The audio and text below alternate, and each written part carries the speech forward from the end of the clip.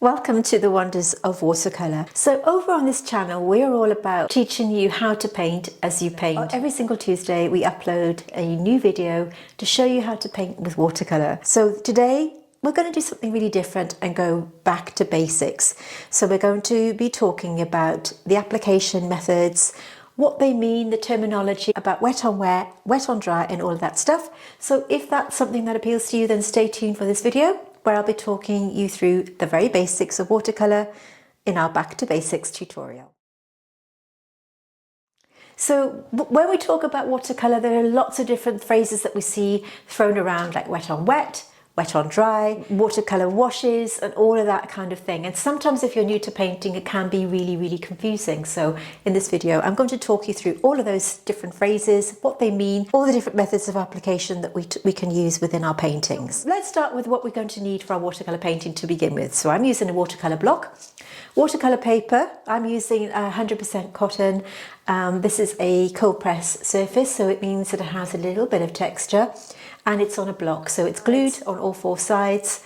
So when I finish painting, I can just tear it off. It means that I don't have to stick my paper down to my watercolour board. I'm using a number 8 size watercolour brush for my application. I've got my clean glass of water here, and of course my tin of paints.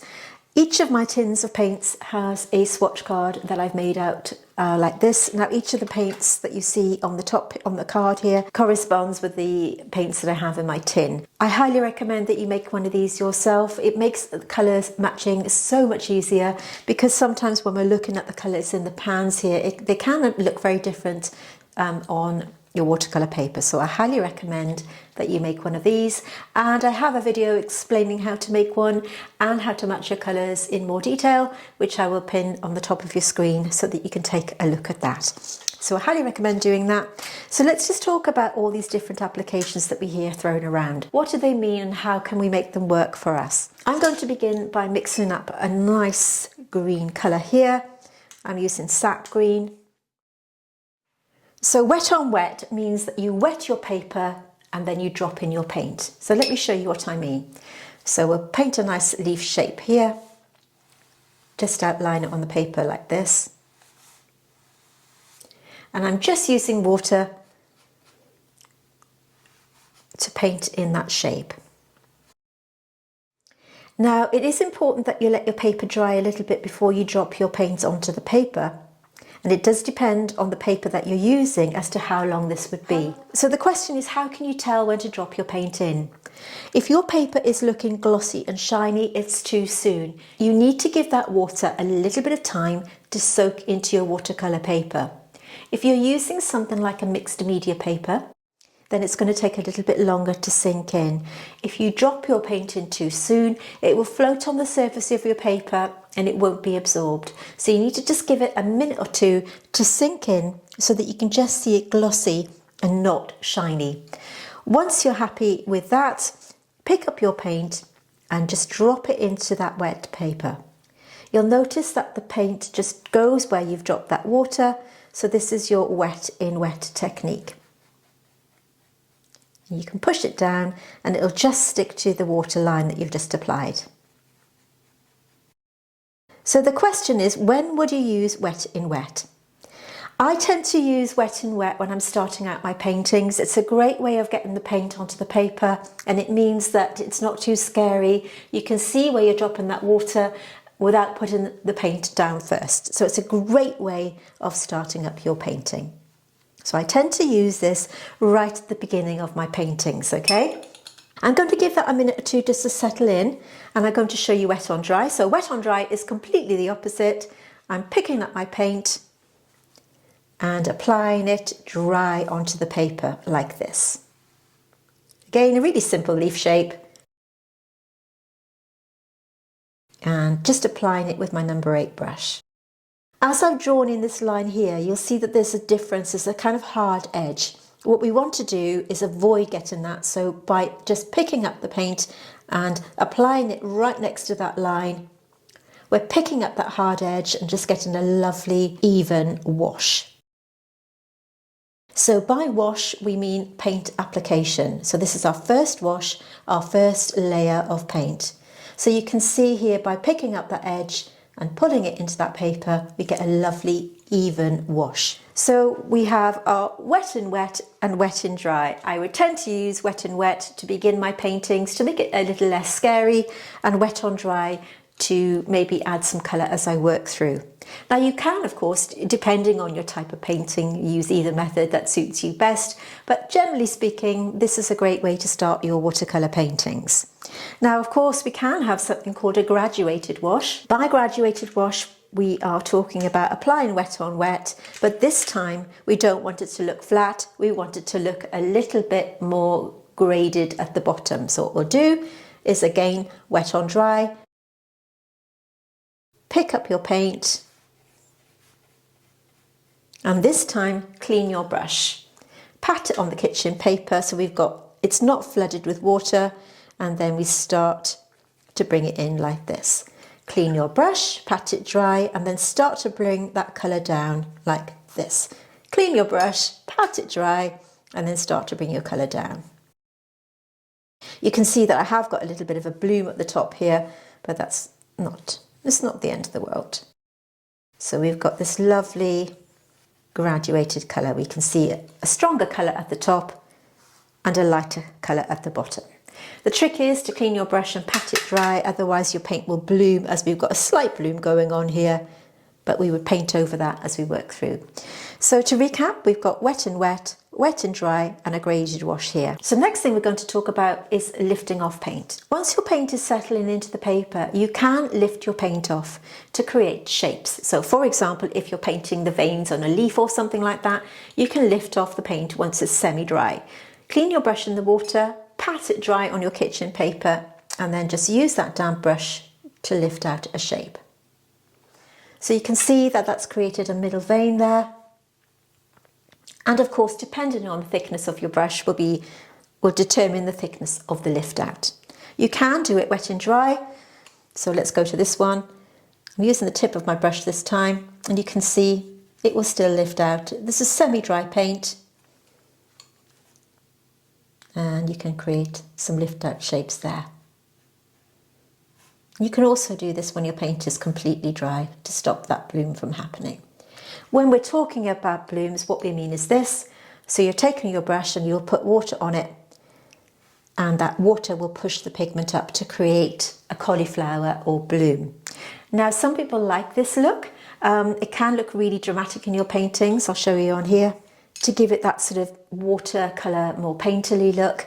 But for botanical painting, generally speaking, it isn't used. But I'm just going to let that settle so that you can see what I mean. So all of these things now need to dry so that I can start to talk about colour glazing and all of that thing. So another thing we can talk about while we're waiting for our paint to dry is watercolour charging. So what is it, and when would you use this technique?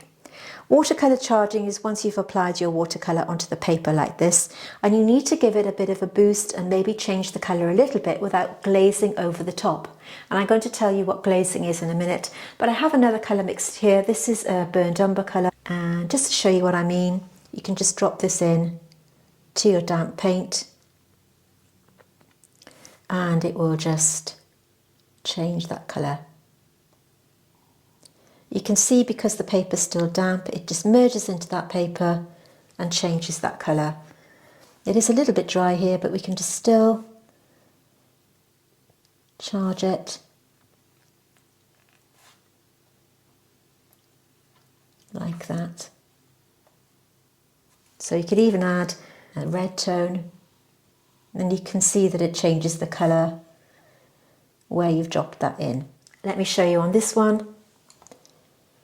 So drop it in. So it's wet on wet, but this time over an existing paint. So that's dropped in there, and we're changing that colour that way. So this will be a really good technique to use maybe if you're painting an autumn leaf and you just want to drop in that colour so that it changes certain areas of your painting. Again, you can just drop it in, and you can create some lovely effects with that. So just drop it in and charge up that paint. So I'm just dotting in that watercolour. This is a burgundy colour, and you can see the kind of effect that you get by just charging and dropping in. Okay, we've got this hard edge here now, so to get rid of that, clean your brush, and with that damp brush you can just pat that out and keep repeating the process to get rid of any hard edges. And that's watercolour charging. So the next thing we're going to talk about is watercolour glazing, what it means and when you can use it in your painting. So as these are drying, you can see that beautiful effect that we've got there. If you did want to take this into a softer edge, you can just wet your brush. Make sure that you pat it onto your kitchen paper. That's a crucial part of the application process. And you can just kind of tickle that edge to soften that out a little bit and pull it into the other colours. But if you prefer a harder edge, then you don't need to do this. But that's just blending your watercolour paint to create a softer effect. And take that colour, and you can still lift out your colour even though it's dry with a little bit more pressure. You can keep playing around with it. Another thing you can do for botanical painting is of course watercolour glazing, and let's talk about that next. So watercolour glazing means that when your first wash is dry, your first application is dry, applying another colour on top of it. So instead of adding two colours together, you would apply one colour on top of another colour when it's dry. What are the benefits of doing this rather than mix the two colours together in the first place? Because watercolour is translucent, by applying another colour onto the top, it means that you can still see the underlying colour underneath, but you've got a beautiful glaze of colour on the top. Let me show you what I mean. It does have to be dry. I'm picking up the burnt umber that I picked earlier so that you can see the difference. It's completely dry, so I'm applying this on top. Let me just take a bit more pigment. So we've got a nice puddle.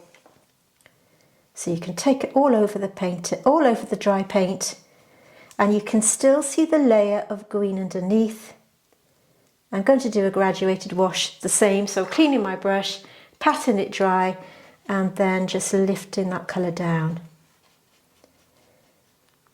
So this is a great way of adding some depth of colour to, say, a petal, where you can change that colour.